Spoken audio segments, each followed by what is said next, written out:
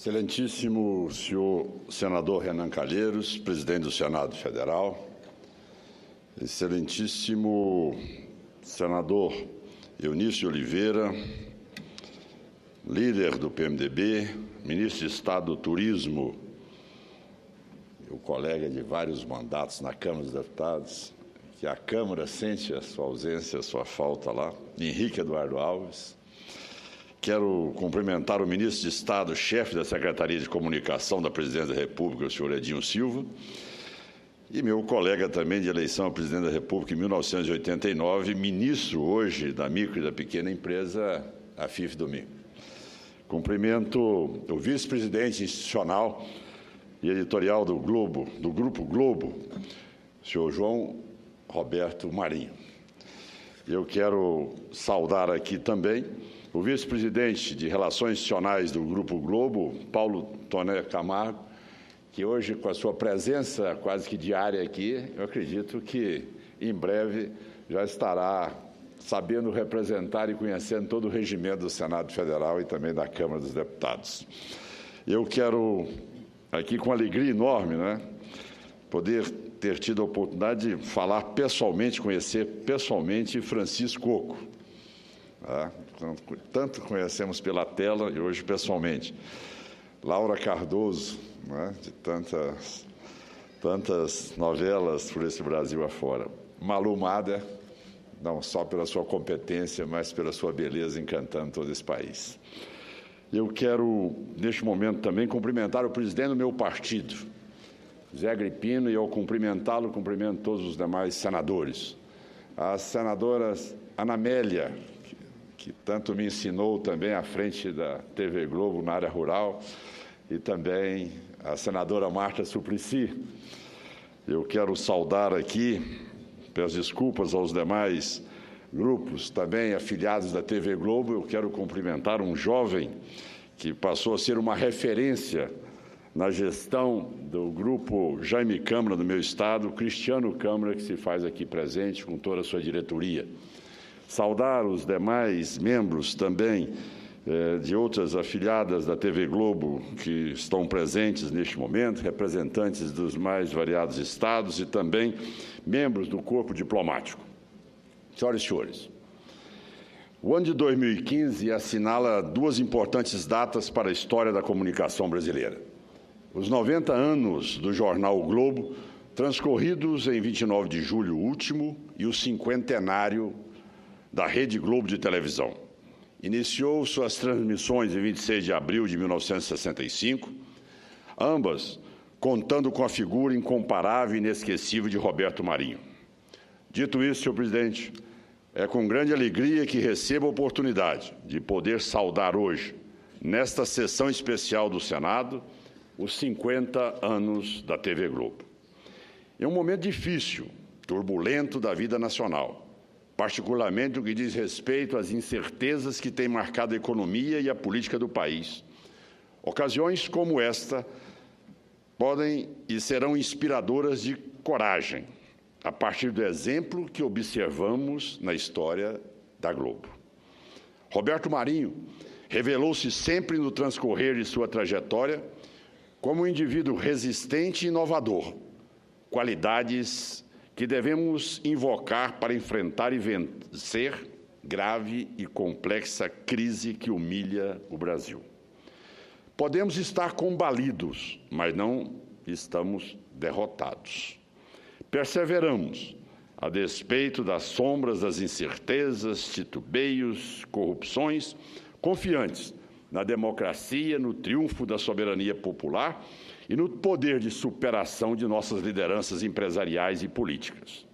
O exemplo de Roberto Marinho nos permite, por maior que seja a tempestade, vislumbrar uma saída e um futuro.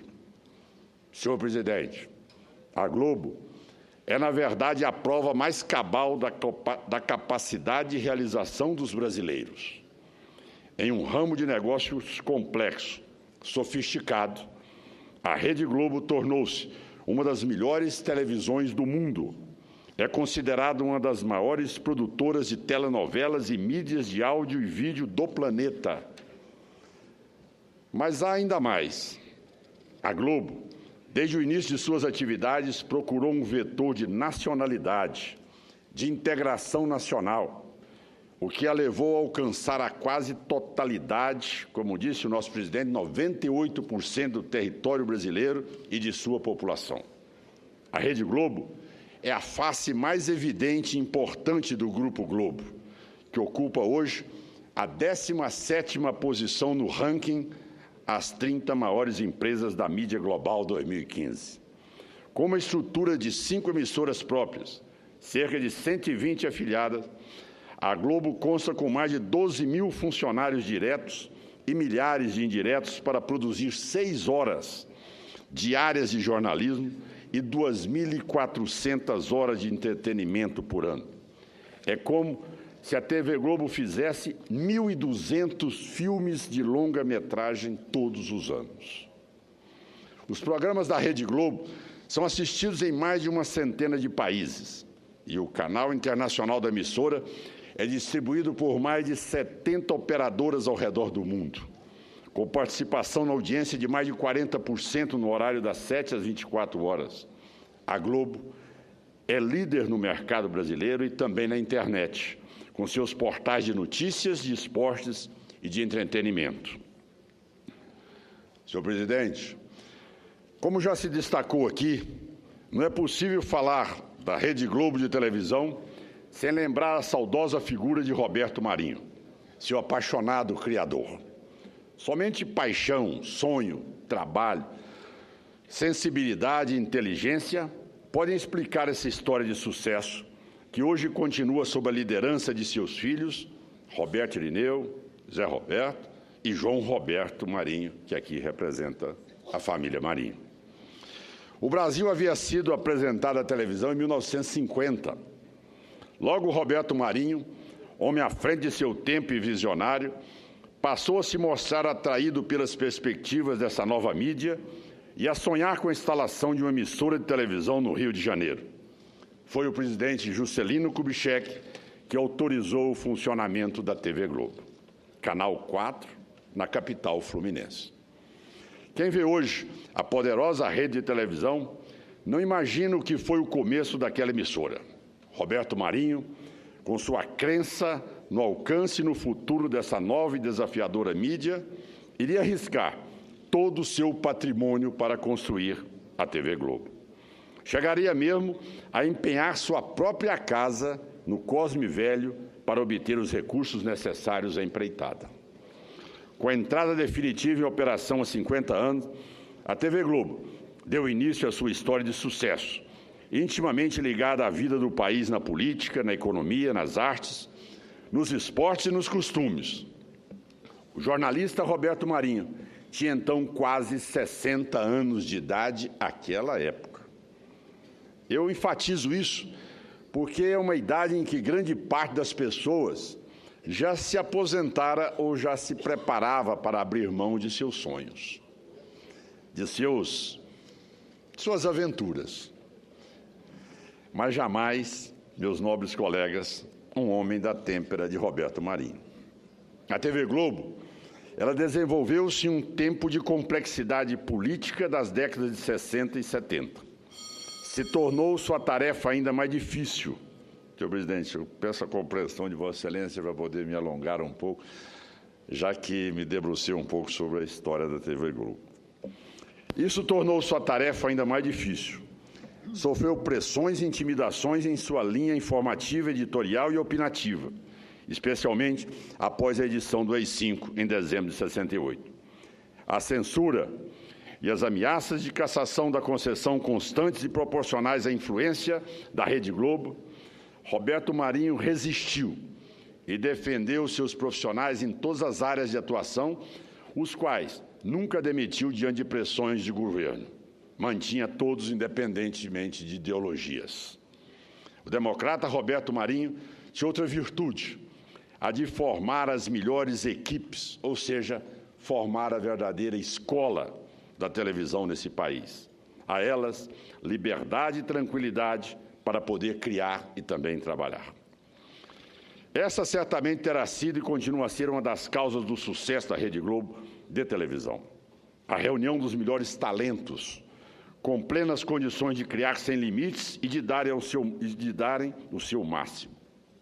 Nomes como José Bonifácio de Oliveira Sobrinho, o Boni, Walter Clark, Daniel Filho, estão indelevelmente ligados à história de sucesso da emissora. Naquela já distante década de 70, tudo era luta, desafio e construção, a começar pelo jornalismo. O primeiro telejornal da Rede Globo foi Teleglobo, que tinha 2 edições diárias. O dia a dia da emissora era de muito trabalho e improvisação, ante a necessidade de permanente modernização tecnológica, mas os resultados eram compensadores. Era apenas o começo do trabalho jornalístico da Globo, que culminaria em grandes sucessos como o Jornal Nacional, o Fantástico, o Globo Repórter, além de produzir uma brilhante cobertura internacional, hoje, a partir de escritórios próprios na China, no Japão, na Argentina, Israel e Nova York e em Londres. Atualmente, o jornalismo ocupa mais de 20% da grade de programação da Rede Globo. O Globo Repórter é o programa jornalístico mais longevo da televisão brasileira, no ar desde 1973. O Fantástico segue sendo a revista eletrônica semanal favorita dos brasileiros, em todos os domingos. E o Jornal Nacional continua como o mais importante telejornal da televisão brasileira. A TV Globo sempre esteve conectada à frente das transformações da sociedade, de olho no futuro, se reinventando em busca da modernização. Não por outra razão, em 2011 o Jornal Nacional recebeu o Emmy Internacional, considerado o Oscar da televisão. A Globo certamente fez da teledramaturgia uma marca da televisão brasileira. Já no ano da sua inauguração, a Globo levou ao ar sua primeira novela, Ilusões Perdidas, com Reginaldo Faria e Leila Diniz. As novelas da Globo inovaram integralmente e passaram a ter a cara do país. Regina Duarte virou a namoradinha do Brasil. Janete Claire se consagrou como a grande autora das novelas das 8. Uma delas, quem não se lembra da nossa geração, Irmãos Coragem, reuniu o maior elenco das telenovelas até então. E faço aqui uma lembrança. Um de seus capítulos chegou a ter mais audiência que a final da Copa do Mundo de 1970. As telenovelas tiveram um ingrediente importantíssimo para a nova emissora de televisão, a formação de hábito. A novela das 8, logo após o Jornal Nacional, virou uma coqueluche nacional que se consagrou e ainda hoje é o elemento indispensável da vida de parte considerável da população brasileira. Não apenas suas novelas, as minisséries, outros produtos neste campo são hoje exibidos em inúmeros países e a produção tem sido tão intensa que o Globo entrou para o livro Guinness como maior produtora de telenovelas do mundo. Foi adquirindo emissoras e recebendo outras como afiliadas que retransmitiram sua programação que a Rede Globo foi formando e se estendendo por todo o território nacional. Só faltava a instantaneidade da conexão direta entre os integrantes da rede via satélite, o que foi logrado com o sistema de micro-ondas da Embratel.